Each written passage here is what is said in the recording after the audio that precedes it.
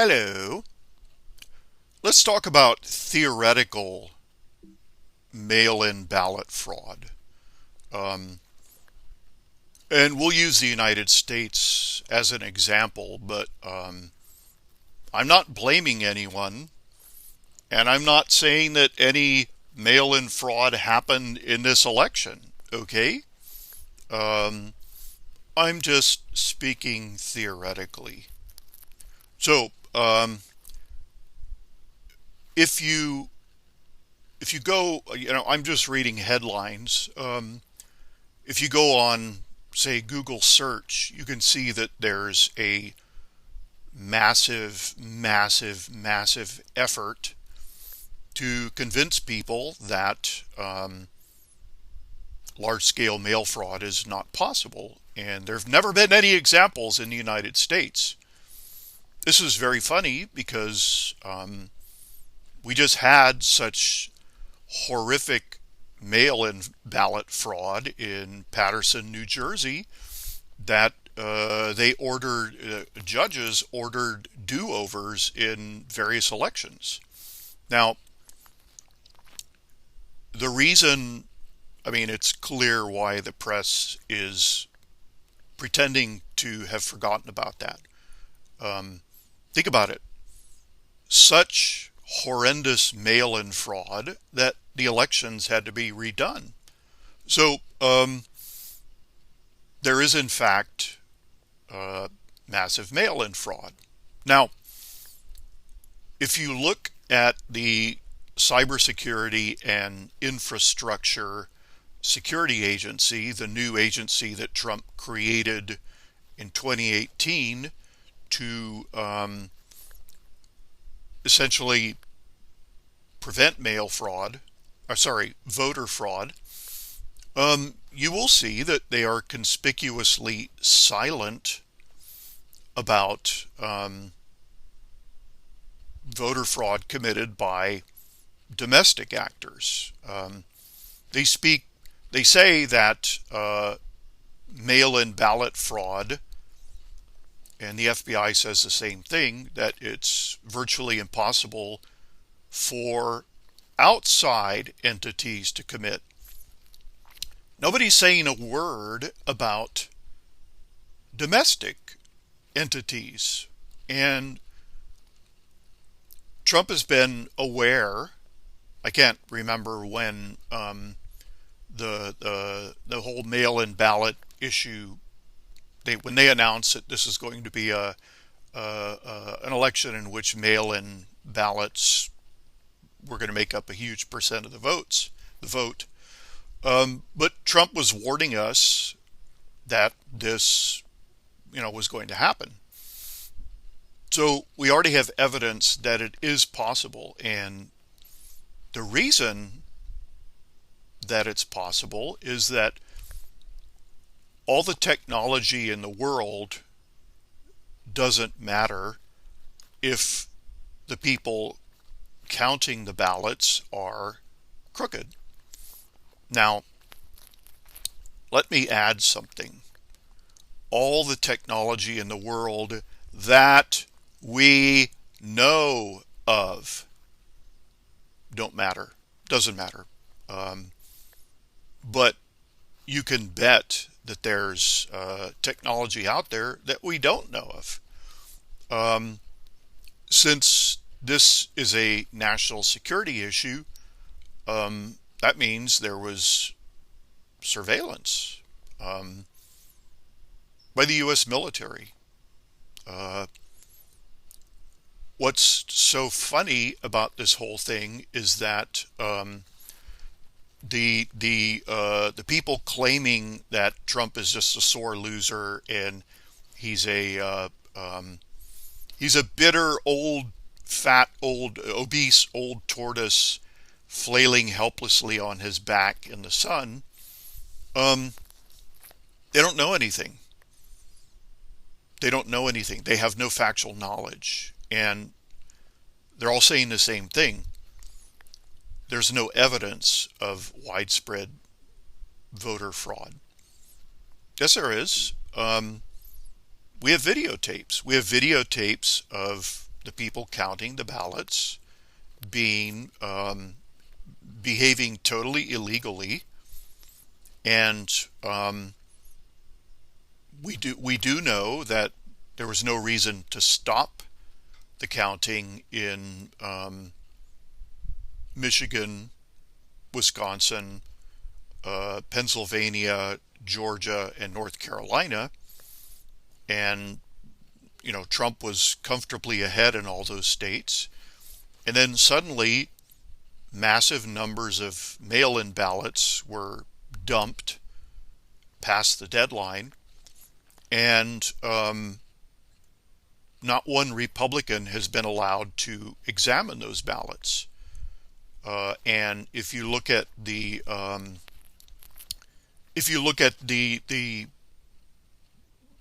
count, the count was consistent until these mail-in ballot dumps, and then suddenly, whoosh! Now Joe Biden is going to win all these states. So, you can claim that none of this is happening, and they claim that there's no evidence, but just you and I can see the evidence. And the press says since Trump hasn't given them the evidence, it doesn't exist. Why would Trump give the press the evidence? Why would Trump give whoever did this the evidence? Now, the CISA, I've learned that they call themselves CISA. So I'm going to call them CISA, the Cybersecurity Infrastructure Security Agency. CISA did say on a PDF talking about mail-in ballot security, they said public-private technological solutions have been developed for preventing fraud by mail-in ballots. Again, they are very tight-lipped about how they would track, how they would know, how they would learn that domestic mail-in ballot fraud, voter fraud, had been committed. But you can bet, okay, this the press says that there's no evidence of wide-scale mail-in fraud, mail-in ballot fraud, when in fact they had to redo elections in Paterson, New Jersey. Now, the reason they're conveniently ignoring all this is that, it doesn't comport with the narrative. So it appears that the strategy is to simply plow ahead and to simply say, no, no, no, no, no, no, no, no, no, no, no, no, no, no, no, no. Now, here's what Trump is doing. In police interrogations and in courts, much less so in court, you have what's called the Perry Mason moment. Those are very rare. They do happen occasionally, but they're very rare.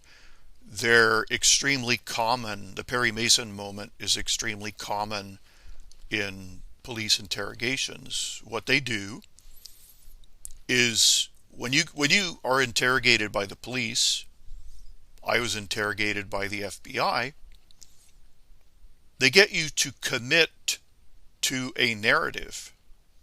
All right? So, everybody who hates Trump is now committed to a narrative. There was no mail-in voting fraud. Trump wanted that to happen. And then what they do in the police interrogations is after you've committed to the narrative, then they spring their evidence on you and you have to explain it. That's a Perry Mason moment. And occasionally it happens in trials where the person goes up on the stand and they say, I didn't see John X on last Saturday. And then the prosecutors present indisputable evidence that you did see John X last Saturday. And so your credibility is destroyed. So the Trump strategy, the counterattack that I mentioned in an earlier video, is like all good counterattacks, you get the enemy to completely commit. So there were some counterattacks that began instantly before the enemy could consolidate his position. And those counterattacks were not as effective because the enemy was allowed to escape pretty much unharmed. So the best counterattack is you let the enemy settle in, and then you attack him with the most violence the enemy has ever experienced, and he suffers massive casualties, and then he retreats. So we do know that CISA is able to prove paper ballot, mail-in ballot election fraud. The FBI is able to identify the individual printer, your inkjet printer, your laser printer, everything, by serial number. And I ain't going to tell you how. And a lot of people were very upset. This is terrible. It's an invasion of my privacy. I mean, this is this bizarre American obsession with protecting perpetrators and not victims. Think of all the most famous serial killers. Do any of you know the names of their victims? Of course not, because nobody in the press, nobody in the serial killer fan club, they don't care. For the most part, the justice system doesn't care about the victims.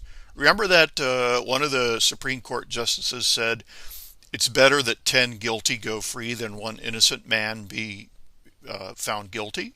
That's not true at all. If those 10 guilty go free, they're going to commit many more crimes, and you're going to have literally hundreds, if not thousands, of more victims. So it's better for you and me if the one innocent man is convicted. It sucks to be him, but everything you have to think of it as a cost-benefit analysis. And what Americans have done is they've demanded perfection. It's the fallacy of the excluded middle. Perfection or nothing. So if we get to the whole idea of police brutality and the unlawful killing of suspects, 375 million police interactions per year, 11 million arrests per year, and about 900 people per year killed. Do the math. So, abolish the police. Oh, wonderful. But I went to the 7-Eleven today, and they have even more pandemic restrictions. It's unbelievable. They've cracked down harder. So, there's your anecdotal evidence that a Biden win means the jackboot, as Orwell said, the jackboot stomping on our faces forever. So, the press are idiots, and they don't know anything, so they don't see that, this is the road to perdition. I live it. I'm living in it. and it's the road to perdition. Um, Sheriff's deputies are quitting in droves. Um, this is we're getting close to like Mad Max territory, and the California voters, in all their wisdom, they voted to make it. Shoplifting is now uh, perfectly legal. So because so many people are going in and just cleaning out stores, um, they're shutting down. The stores are shutting down, and they're leaving the state. So all the people who voted for this are going to end up with no stores. Did you know that after the LA riots in 1992, the people in those areas that burned still have to drive 20 to 30 miles to get their milk and groceries? So nobody rebuilt. And today I saw that my state is cracking down harder. There was a brand new notice, and they're sending like undercover agents in to make sure that everybody is following the pandemic social distancing, the masks. Now the clerks have to put the change on the counter, and they have to wear gloves, and it's and they can shut down the 7-Eleven for a month or whatever if they see one instance. And the notice is written in very familiar language. I'm going to go right toward argumentum ad Hitlerum. When the Nazis took over all of Western Europe, they put up signs everywhere telling everyone what the new rules were. And Gavin Newsom, he's going for it. He's going for the gold, and the gold is to destroy the state. He doesn't know why he's doing it, because after he destroys the state, they're going to have no money coming in. But they're not thinking. Gavin Newsom lives in the present like a dog. So the narrative is that there's no such thing as mail-in ballot fraud on a massive scale. Now, Trump wants everybody to commit to that narrative, and that way he can have his Perry Mason moment. That's why he didn't take any questions from the press. Trump is in fighting mode, and as I said last night, now we get to see it.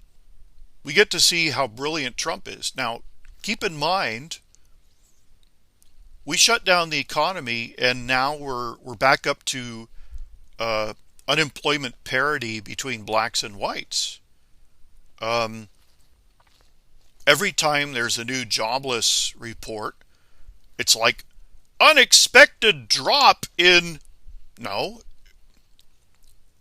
Trump is having endless conference calls with the private sector. And he's asking them, how can I get you guys to, start hiring and everything? And so this president of ours defeated the virus, the pandemic. We're about the only country in the world. The UK is about to lock down again, so they're going to have no economy. It's shocking. We're growing. We are growing, even with the absolute dictators of the state, of the country, like Gavin Newsom. We're growing, and if Trump could defeat the pandemic and the total economic shutdown, don't you think he had a plan for this exact scenario that we're seeing? Of course he did. That's why he created CISA.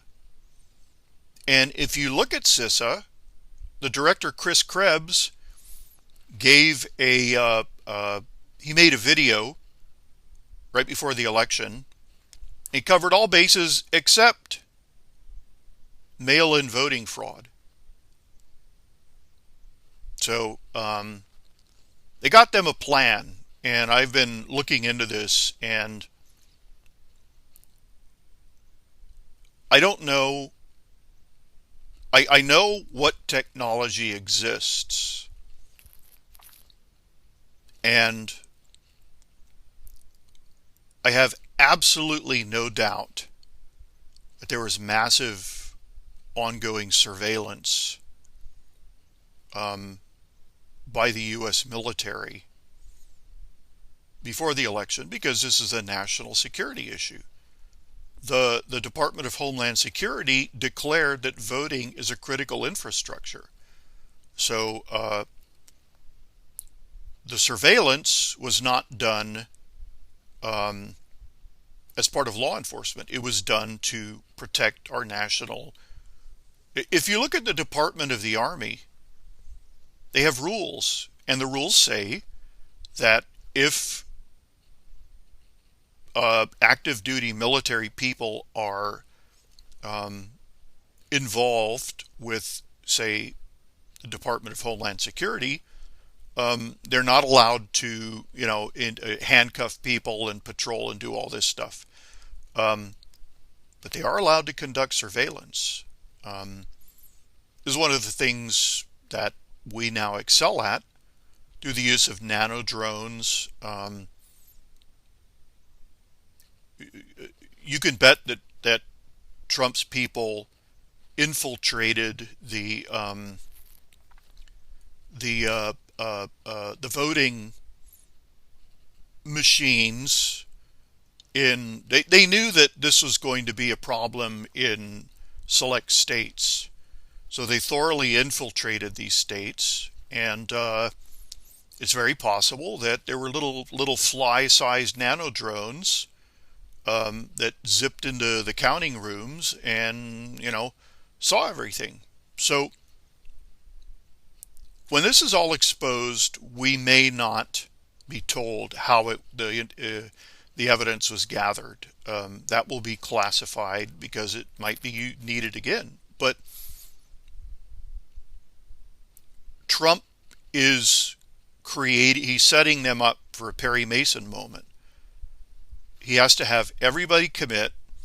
He has to have all the fake Trump supporters in the Republican Party commit. And then, surprise! So, since this is a national security issue, it was prevented. Okay, it was allowed, but when the FBI, people think this is controversial, but it isn't. They find out that a guy wants to know how to build a bomb and set it off. So the FBI sends an Arabic FBI agent, a guy who can pass for Al Qaeda, and this guy talks to the other guy and gets him to commit on tape that this was all his idea, and then the FBI agent helps the guy acquire a non-functional bomb, and the guy goes and plants it, and then he tries to set it off, and at that moment they arrest him. And he wasn't set up. If you've seen the tapes of this, okay, it's like when people try to hire hitmen. It's always cops or informants who pose as hitmen, and they say over and over again, "Now I'm gonna take this guy out. I'm gonna pop a cap into his head. Is that what you want me to do? Really? Yes, yes, yes." Now the risks here. The risks. You're gonna if anybody finds out, you're going up the river. I know. I want it. They give them every chance in the world to back out, and of course there's a handful of cops here and there who want scalps or are crazy or whatever, and they break the rules. And again, you can't throw out the entire system because it isn't 100% perfect. That's called the fallacy of the excluded middle. But for the most part, it works. And when I had my own dealings with the FBI, they were trying for a Perry Mason moment. So I knew that, and I was totally truthful. And the claim was that I'm crazy and that I made a death threat. So they showed me the completely out of context email, and they said, "Did you write this?" And I laughed. I said, "Yes, I wrote this. I know who sent you." And they were like, and so they asked me, did you ever want to harm yourself? And I said, no, I'm I'm perfectly fine. Did you ever want to harm this person? No, of course not. If you look at the thread, I wasn't talking about that person. Um, but that person tweeted that she had notified the FBI of my death threat, and I got banned from Twitter. And you know, the agents, uh, they were actually police attached to the FBI, and they were impressed. They introduced themselves as detective this and detective that. I said, the FBI doesn't have detectives. I'm sorry. And they looked at each other and they said, in all the time we've been doing this, you're the first person who ever pointed that out. I said, yeah, because it's a bad old world, and I have to know who I'm talking to. And they said, we're police officers attached to the FBI. I said, okay, that's fine. I checked their IDs; they were legit, and they were asking me tons of questions about my mental health. And so I said, look, would it help if I just brought out my medications and had, allowed you to write them down and everything? And they both went, yes, yes. So I brought them out. Um, they were sitting on the counter right inside the back door. So I held the back door open with my foot so they would see that I wasn't going in to get something naughty. And I brought out all 7 pill bottles, and they said, boy, that's a lot. And I said, yeah, it sure is. I explained to them I have PTSD and rage issues, and it's all under control. I've never, as they acknowledge, I have no criminal record. I have no record whatsoever of, nobody had ever reported me. And it went swimmingly. And they did try a Perry Mason moment. It was reported that I have a pathological hatred of women. So the attractive blonde detective suddenly got all rude and belligerent. Um, what I said was I was born in Venezuela and it was a lawless country. And she said, all countries have laws. You can't tell me it's a lawless country. And it was, woo. But I knew what she was doing. She had to see if I hated women and was going to get really, really, like crazy. So again, I laughed and I said, well, I was born there. I was raised there. I spent 10 years there. And it was lawless. She said, I've never heard of a lawless country. And I said, well, yes, you have. It, it's, I said, I can understand as a first worlder that you would have trouble with this concept, but um, in Venezuela, you didn't call the cops because they were worse than the criminals. Um, and after a couple of back and forth, she like relaxed and got friendly again because it was clear. I mean, she pushed me as hard as she could, and she had to do it. It was her job. This is a life and death issue, so I didn't take it personally. Um, and they told me right off, this is a false charge. Would you like us to go? Would you like to file a counter charge? And I said, no, no. Let's just let it go. You guys are busy enough. I don't want to waste your time with reports and all of that. So, um, I said, I'm pissed, but, so what? Um, I'll get over it. And we ended by, since I told him I'm a professional investor, I gave them investment advice. And I shook their hands and I said, you're just doing your job. I know this is good. I'm glad you're here. And they thanked me. They said, we don't hear that very often. And they closed the case right then and there, like right on my back porch. So I know how things work. Trump is setting up everybody for a Perry Mason moment. And I'll be damned if after 5 years and every miracle that Trump has pulled off, well, okay, I understand why everybody is so eager to write him off. It's because they're in total denial about his powers of his brain power and his planning power. He knew this was going to happen, so he didn't have a plan B. He had a plan A to Z. The courts are just the first part, and it's going to be child's play. Now, I've heard things that I can't repeat here because that would get this flagged as disinformation. But I will say that everything Trump's opponents are saying are exactly what they are doing themselves. So there's a reason why Americans... Okay, let me ask you a question. If you think that our election system is not secure, which is a better way to prove that we can handle fraud? One, to prevent fraud totally and to give the opponent the chance to say, I never did that. Or to let the fraud happen, expose it all, and end up winning. I think we all know the answer to that. So, I'm